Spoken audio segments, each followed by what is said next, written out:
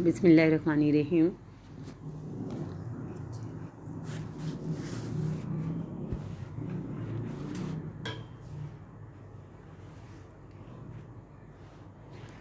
हिंदी संयुक्त भाषा कक्षा 10वीं की प्रथम कविता जो है सोंधी सुगंध है, ये हम पढ़ेंगे। सोंधी सुगंध कविता का नाम है, जिसके रचयिता है डॉक्टर कृपा शंकर शर्मा अचूक। अचूक जो है इनका लक़ब है, यानी प्यार से जो नाम रखा जाता है वो उसको कहते हैं। अब हम लोग परिचय, इनके कवि परिचय की ओर चलते हैं। आपका जन्म यानी डॉक्टर कृपा शंकर शर्मा अचूक का जन्म सन 1949 एटा उत्तर प्रदेश में हुआ। परिचय में डॉक्टर रामकृष्ण शर्मा अचूक जी हिंदी साहित्य की विविध विधाओं में लिखते रहे हैं। आपने गीत, गज़ल, कविताएं, दोहें एवं समीक्षाएं लिखी हैं। इनके साथ ही साथ आपने बाल गीत तथा बाल कहानियों में भी उल्लेखनीय लेखन किया है। प्रमुख कृतियाँ फिर भी कहना शेष रह गया, नदी उफान भरे, गीत संग्रह, गीत खुशी के गाओ तुम, बाल गीत संग्रह आदि इनकी प्रमुख कृतियाँ हैं। पद्य संबंधी प्रस्तुत गीत में कवि ने वर्षा ऋतु का वर्णन किया है। वर्षा में प्रकृति के विविध रूपों, पेड़ पौधों, नदी तालाबों आदि में होने वाले परिवर्तनों का यहाँ सजीव एवं मनोहारी वर्णन किया गया है। अब हम कविता की ओर चलते हैं बच्चों।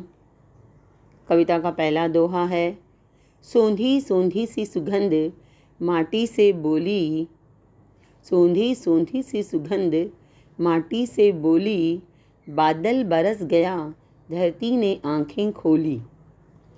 कवि जो है वर्षा ऋतु का वर्णन करते हुए कहता है कि वर्षा ऋतु में जब वर्षा का पानी पृथ्वी पर, मिट्टी पर गिरता है तो एक प्रकार की सोंधी सोंधी सुगंध उसमें से आती है।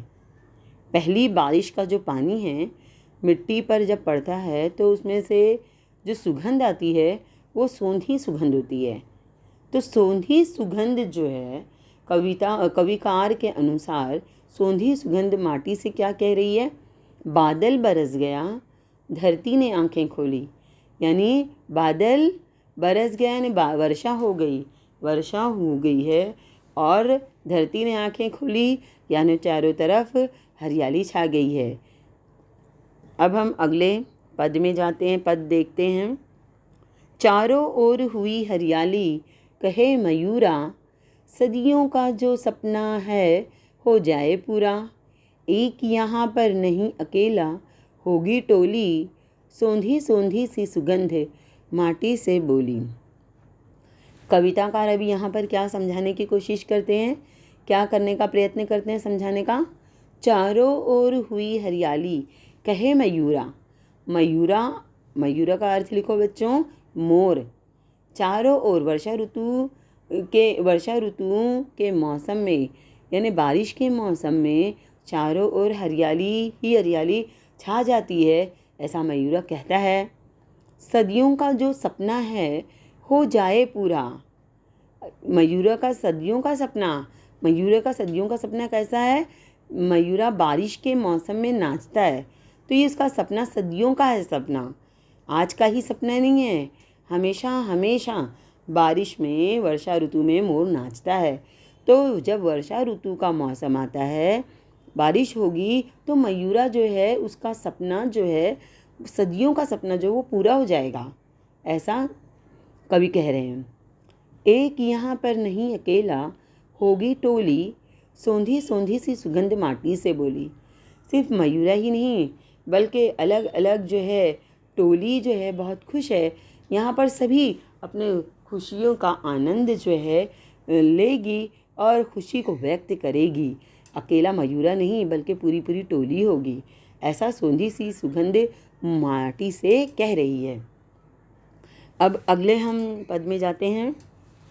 बाग बगीचा, बाग बगीचे ताल तलैया सब मुस्काए, झूम झूम कर मस्ती में तरु गीत सुनाए। मस्त पवन ने अब खोली है अपनी झोली, सोंधी सोंधी सी सुगंध माटी से बोली। अब यहाँ पर कवि क्या कह रहे हैं? बाग बगीचे ताल तलैया सब मुस्काए। बाग बगीचे यानी गार्डन, हाँ, जिसको हम लोग उपवन भी कहेंगे। ताल यानी तालाब, तलैया छोटा तालाब। हाँ, तो बाग बगीचे ताल तलैया सब मुस्काए। सब मुस्काए मतलब वर्षा ऋतु में सभी प्रसन्न हो जाते हैं। बाग बगीचे भी मुस्कुरा रहे हैं, खिले हुए फूल खिले हुए हैं, ताल तालाब भरे हुए हैं, छोटे तालाब भरे हुए हैं। यहाँ कवि का कहने का अर्थ है ये सब मुस्काए यानी वर्षा ऋतु में सभी प्रसन्न नज़र आते हैं। इसके अतिरिक्त क्या कवि कहते हैं? झूम झूम कर मस्ती में तरु गीत सुनाए। तरु का अर्थ क्या है बच्चों? पेड़। पेड़ लिखो। झूम झूम कर, वर्षा ऋतु में पेड़ जो है झूम झूम कर ऐसा लगता है गीत सुना रहे हैं। अपनी खुशी का इजहार कर रहे हैं, अपनी खुशी को व्यक्त कर रहे हैं झूम झूम कर। मस्त पवन ने अब खोली है अपनी झोली, सोंधी सोंधी सी सुगंध माटी से बोली। मस्त पवन, पवन का अर्थ क्या है बच्चों? हवा। पवन का समानार्थी क्या है? वायु, हवा। ठीक है बेटा। तो मस्त पवन ने अब खोली है अपनी झोली। कवि क्या कहते हैं? ऐसा लगता है कि पवन ने अपनी झोली खोल दी है, यानी हवा अब भरपूर मात्रा में जो है बह रही है। यानी अपनी प्रसन्नता का व्यक्त करने का जो उसका तरीका है, जो विधि है, वह पवन की कैसी, ऐसा लगता है कवि को कि उसने अपनी झोली खोल दी है। सोंधी सोंधी सी सुगंध माटी से बोली। इस तरह से सोंधी सुगंध माटी से कह रही है। अगले पद में कवि क्या कहते हैं बच्चों? सागर का जो था मंसूबा सफल हो गया, खुशियों की दुनिया में आकर स्वयं खो गया। धरती ने श्रृंगार किया फिर माथे रोली, सोंधी सोंधी सी सुगंध माटी से बोली। कवि क्या कहते हैं? सागर का जो था मंसूबा सफल हो गया। सागर यानी समुद्र। सागर का समानार्थी क्या है बच्चों? समुद्र। उसका मंसूबा, मंसूबा यानी प्लानिंग। क्या प्लानिंग थी? क्या प्लानिंग रहती है? जब सूरज की किरणें समुद्र पर पड़ती है तो उसका पानी भाप बनकर ऊपर उठता है, और यही भाप बनकर उठने वाला यानी ये वाष्प बनकर उठने वाला जो है वो बादल बनता है। मेघ की शक्ल ले लेता है, और बादल बनकर जब वो बरसता है तो वो वर्षा का रूप धारण कर लेता है।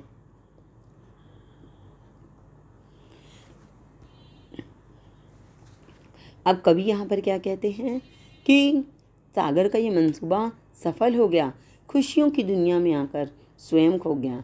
अब ये खुशियों की दुनिया में यानी वर्षा ऋतु में जो प्रसन्नता सागर को भी मिली है, वो आकर वो अपने आप को उसमें जो है भूल गया है। एकदम पूरी तरह से उसको इतनी प्रसन्नता मिली है कि वो उसमें खो गया है। धरती ने श्रृंगार किया फिर माथे रोली।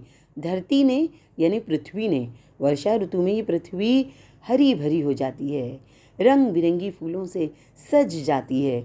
श्रृंगार का मतलब क्या है?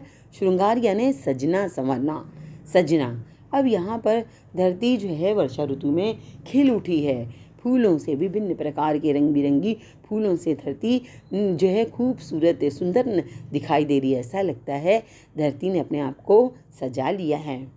फिर माथे रोली। माथे रोली, माथे रोली जो है बेटा एक जो है हल्दी चूने का चूर्ण जो होता है माथे पे लगाते उसको कहते हैं। लेकिन यहाँ कवि का कहने का तात्पर्य क्या है कि रंग बिरंगी फूलों से ये सज गई है धरती। इसका यहाँ पर मतलब है। सोंधी सोंधी सी सुगंध माटी से बोली, माटी से सोंधी सुगंध ये बात कह रही है कि वर्षा ऋतु जो है सभी में प्रसन्नता बिखेर देती है। अब आखिरी पद की ओर चलते हैं।